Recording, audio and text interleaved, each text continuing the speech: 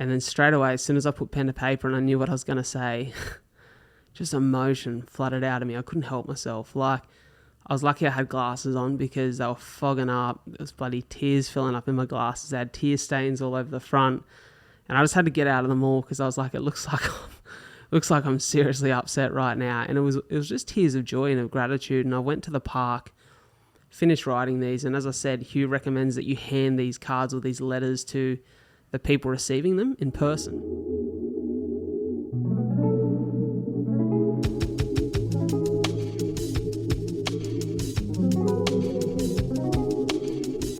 G'day. Welcome back to another episode of A Lot to Talk About. It is your boy, the captain of the ship, the man in charge, Bradley J. Driver. Of course, you guys can call me Brad.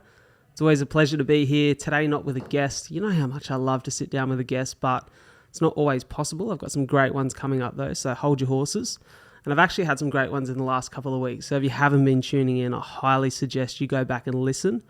Particularly B. Wise, Cooper Chapman and Jade Spooner, our last three. Sensational guests, all so different, all have such a unique perspective and outlook on life. There were definitely gems from each of those three episodes that I've taken with me and applied to my life.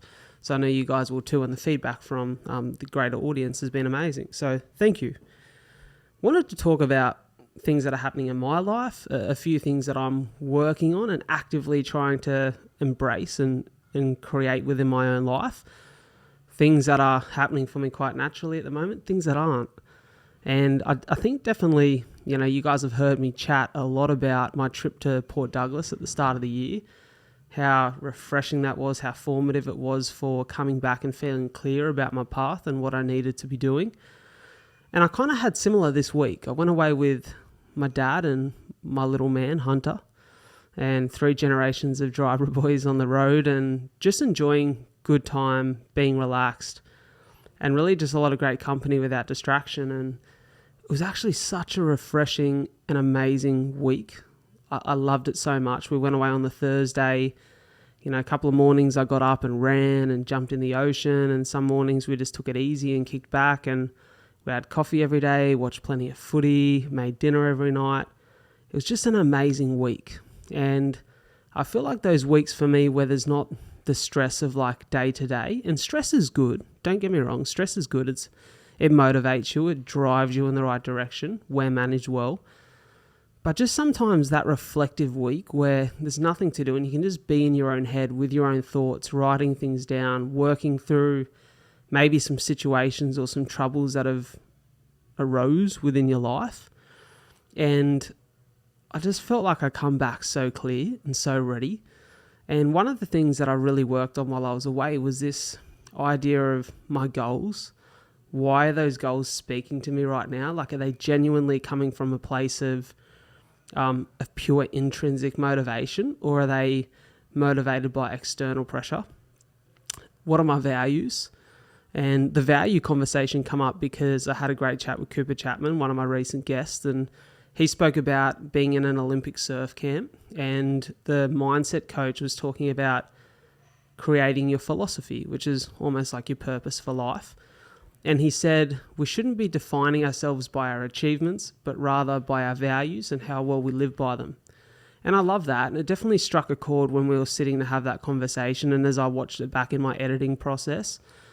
But it was a friend, Kira, who sent it through to me and said, hey, I love this part of the podcast. And we just started discussing core values and I guess the values we hold close to our heart, maybe the ones that we want to live by, the ones that we feel like we already do live by, and where we can improve on those. And it was actually a really fun exercise. I decided to write down my 5 most important values.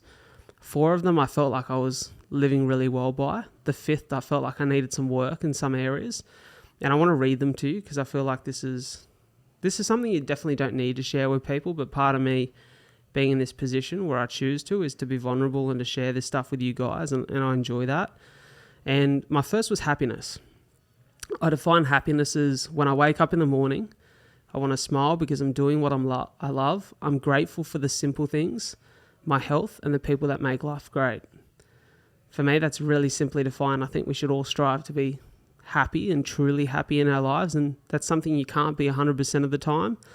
but it's definitely something to work towards, and it's definitely a key or core principle that should be a part of maybe not your top 5 values right now, but I'd like to think it would be. Love. Love's an interesting one for me because I don't have a significant other right now. However, I've defined love as appreciating the love I receive and giving love without expectation to those that I value, to have a loving nature to those who cross my path. And I think that last line, especially, to have a loving nature to those who cross my path, that really speaks to the power of kindness. We can all understand that kindness when given to a stranger is almost like,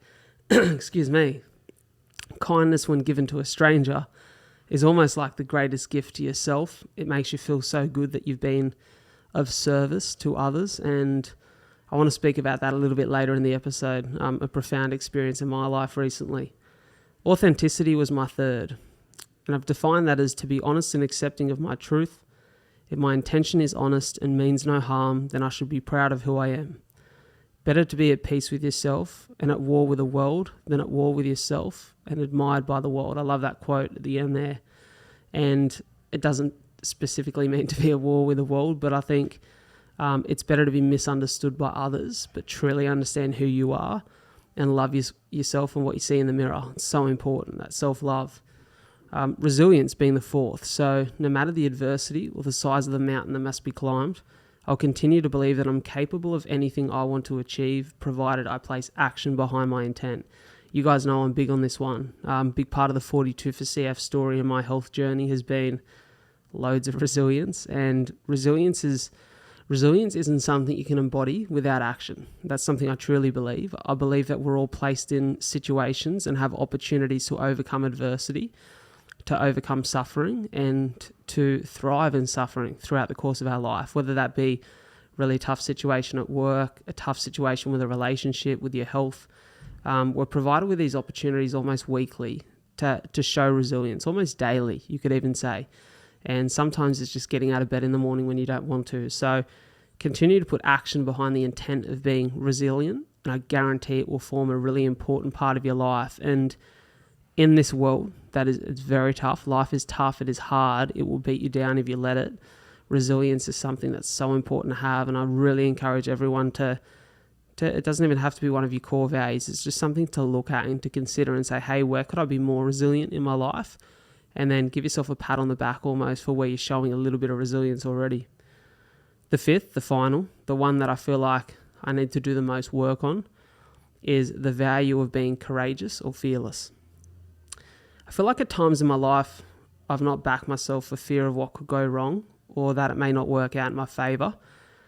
If I'm being honest, I feel like there's areas where I'm extremely fearless, I'm extremely courageous, and usually that's the areas of my life like career, when I set like a crazy health goal, because I know that my action is the only action that dictates the end result, and I feel like I'm in control of the outcome. There's areas in my life, probably like relationships and others, where things are out of my control and I can sometimes shell up, and where there's someone else who plays a significant piece in solving that puzzle. I definitely lack a little bit of courage at times. So that's something I'm going to work on over the course of this year, is to take the leap of faith and know that I'm strong enough and resilient enough to be okay with the end result if it's not in my favor.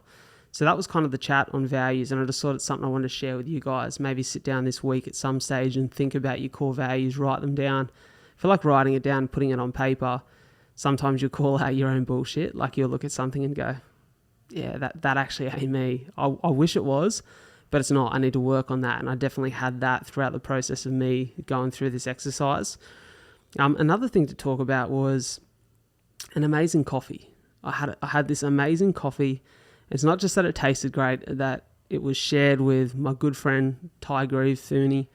I'm sure you all know Fooney. If you follow me on social or listen to this pod, he was a guest on the pod. He often sits behind the camera on certain episodes, and he's one of my best mates.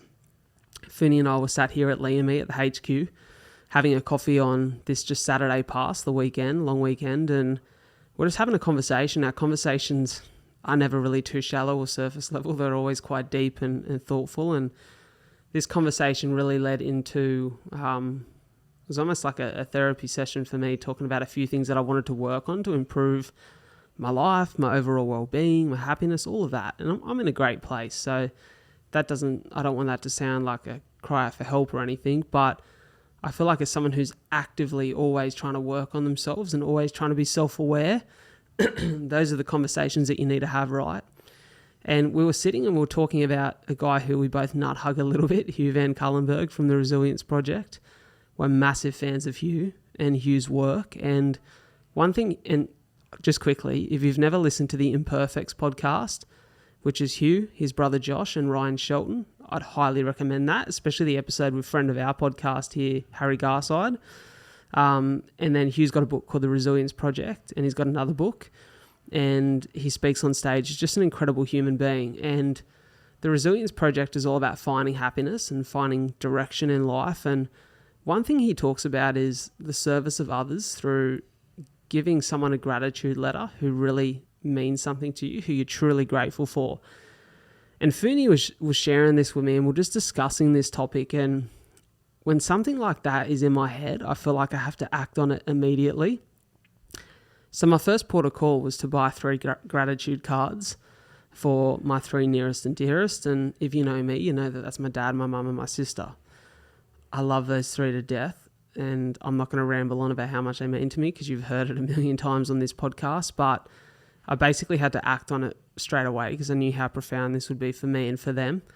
And I walked up to the post office. I bought these 3 cards and envelopes, and I thought, okay, I'm going to write like why I'm grateful for them individually, and then give them like an individual personal message that encourages them to get the most out of their life and to get the most out of who they are, maybe to see and recognize things that they don't always see in themselves.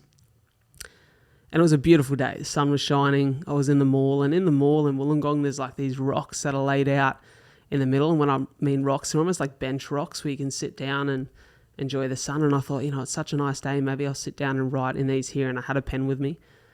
And then straight away, as soon as I put pen to paper and I knew what I was going to say, just emotion flooded out of me. I couldn't help myself. Like, I was lucky I had glasses on because they were fogging up. There was bloody tears filling up in my glasses. They had tear stains all over the front.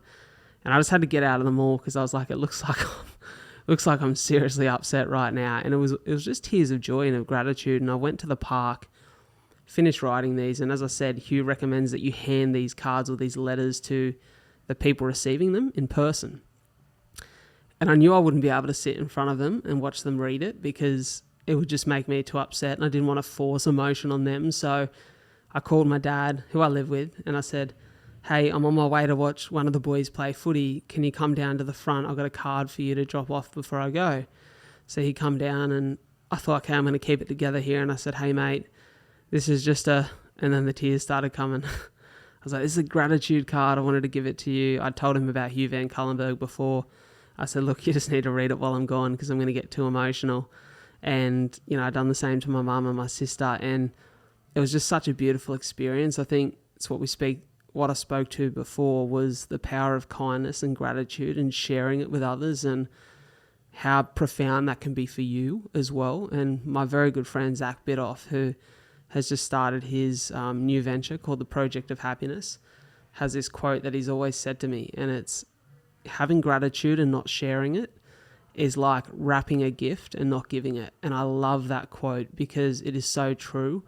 And just over the course of the last week, I've really, as someone who I feel is always grateful and always happy, and I feel like I'm a happy person, I thought, maybe I need to start sharing this a little bit more with the significant people in my life. And it's definitely something I'm going to continue to do because it was a beautiful experience for them and also for myself in turn. So that was really nice. Another thing I'd recommend if you just want to bring some gratitude to your life. And the one thing that I love Hugh says, and I'll preface this, is gratitude has become a bit of a buzzword. I've used it a couple of times in this episode, and I think when something becomes a buzzword, it can sometimes lose meaning. It can sometimes be put on this pedestal that gratitude has to be things that are so profound, like you can only be grateful for the really profound things and moments in your life, but it's really not that at all. And as I said, the simple things are often what make us the most grateful, for waking up in the morning, having air in our lungs to be living and breathing, And Hugh suggests that when you journal, he says, ask yourself the question, what went well for me today?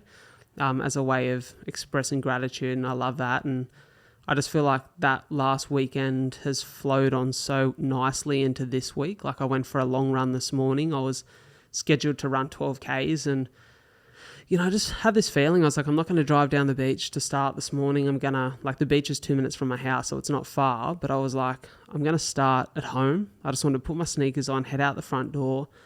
And I just call it establishing a little bit of mongrel, like getting back into some big run goals now. I just wanted to force myself to go through a long run alone, solo, where I couldn't rely on chat from a mate. I was just in my head thinking about everything I'm trying to achieve in the next 10 months.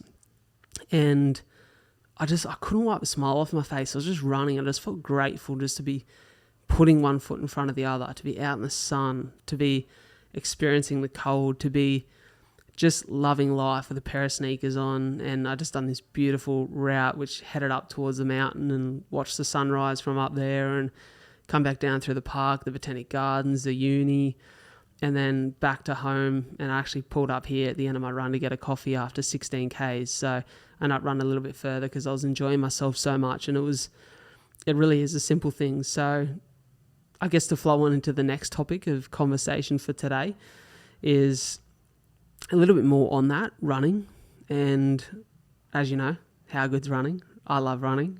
I was devastated that I could not run 42 for CF a few weeks ago with my good friends that were participating. And whilst we raised really good money and it was a great day for the cause, and it was actually an amazing feeling to support my mates across the line on the pushy and run the last couple Ks with them.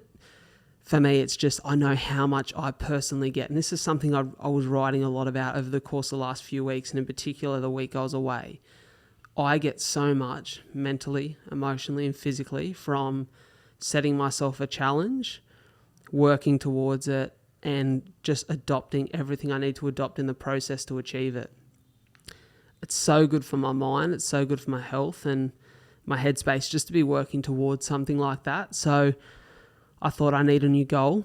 I had sort of planned to run a marathon mid-October, and a mate of mine, actually my physio, Paddy Weston, said, why don't you run Melbourne Marathon? It's a week before you're planning to run one. It's down in Melbourne. You used to live in Melbourne. It's going to be scenic. There's going to be so much of the crew from Gong down there. Like, it's just going to be a good vibe. And, to run a marathon in a major city in Australia is something I've never done. I've actually never run a significant run event outside of my own. So I was like, you know what? That's a great bloody point, Paddy. So I signed myself up for Melbourne Marathon on October 2nd. So I'm absolutely fizzing for that. It's actually NRL Grand Final day. As you know, Victorians don't care too much for the NRL, but I thought, what a bloody brilliant way for me to celebrate, to run a marathon that day, go out and watch the Chookies take home another GF that night. So maybe speaking a little bit too soon, we'll see. But very excited for that. I've got City to Surf coming up on August 14th, which will be fun. I've heard it's hectic, but it's 14 Ks and, it's quite hilly and that, but 14K is just a nice long run for me, and I'm not going to go silly trying to run any records or, break any PBs for me. It'll just be to go out and almost be a training run and enjoy the vibe and enjoy the build-up of something where there's thousands of people like there will be in Melbourne. And then I've planned on the anniversary of 42 for CF, which is December 12th. December 12th is a Monday in 2022. So maybe on the Sunday or the Saturday before, or that Monday if I don't have anything in my schedule, I'm going to run a 50K, my first ultra. It's not going to be a significant event. It's just going to be me, a backpack, maybe my old man joining me for a few and a few mates. It's going out and having a bloody blast, enjoying myself and preparing for something that I'm not ready to promote yet because it's a significant time that I want to promote it, but a very big challenge in April next year that will blow your mind when you hear it. It's something far greater than anything I've ever tried to achieve before, and I believe will have a profound impact on my life. So I'm very, very excited to be back in training, back in camps, running, loving life, grateful, feeling blessed. The last thing I want to talk about here today, and I'll wrap this up for you, is language, the power of language, self-talk. You know what's interesting? I as you know, I listen to a lot of podcasts that aren't my own to learn, to be educated, to grow, to get better at what I do behind the mic, but also just to be more aware of things in my life, to power my life and to embrace the idea of learning off others. And, you know, I listen to a lot of people who are far wiser and far more profound than I am. I feel like that's how you learn. And I quite often hear really smart people, really intelligent people, really stress on language. And there's a guy, Mo Gordon, who you all know I'm fascinated by. He's an expert on happiness. And I heard Mo in a podcast recently, and he was talking about the journey of life. And he stopped himself and he said, actually, it's not a journey, because a journey has a beginning and an end. It's a quest. It's a quest because it begins and we're not quite sure where that end destination will be. We're trying to figure it out along the way. And I really love that. But I thought, do sometimes these guys who are super smart and super profound, do sometimes they stress too much on language? Is it them trying to sound intelligent? Is it, what is it? And I realized it's not. I realized that the deeper you get into self-work, the more self-aware you become, the more you really check yourself and think about your actions, your words, and the power that they have. Language is everything. And not stressing those little things can actually have like a profound impact on you mentally. Now, not every word is going to have as profound an impact on you as an individual as it might on someone else. It comes down to the intent and the understanding of the word that you have. And I really thought about language and self-talk, and I want to get better with that. Like, I feel like I want to be more thoughtful with my words, choose them wisely, understanding that they have actually a greater impact, not just on the people around me, but on me. So I think about that a lot. And, I'm always a bit of a bloody Aussie larrikin, right? Like, I'm always going to swear, and I don't mean that. I just mean the words we say to ourselves are often the words that we go to when we need a little bit of extra get up and go. Like, when you're 42 Ks into an ultra, as I will be in December, and you're like, far out, I've just completed a marathon and I've got another 8 Ks to go, you're going to draw from the self-talk that has been either negative or positive throughout the course of training. So think about how words have impact on you. Think about how they have impact on others. You're not always going to get it right. That's life. But I believe if the intent behind it is good and it means well, then you'll power yourself through your language to achieve and succeed at everything you do in life. And I guess that's pretty much the crux of today's episode. 22 minutes on the clock. Wanted to give you a short one, a sharp one, just to say that life is good. I feel good. I feel as driven as ever. I feel as clear on my purpose, my direction as ever. And I'm very excited for the months to come. It's going to be a crazy 10 months. I've got my week's pretty much booked for the next couple. I've got some great podcast guests coming up. I've got some great speaking gigs. I can't wait to be standing on stage, delivering to some great audiences. And I'm just pumped for life. So thank you so much for tuning in. I don't want to be that annoying guy, but I'm going to be that annoying guy. Please subscribe and follow on your platform of choice, whether that be YouTube, Spotify, or Apple Podcasts. It means the world, and it doesn't only mean the world, it actually helps the show grow. So the more people that subscribe, follow, give like a rating and review, the more people that this gets pushed to in the algorithm. And, I want this show to grow. I'm trying to create a life out of this, and I'm very grateful for anyone who supports the show, gets on board, listens, and shares it around with their mates. So throw this up on his story if you liked it. Get amongst it. Very grateful for you guys. So here is my gratitude card to you. Take care.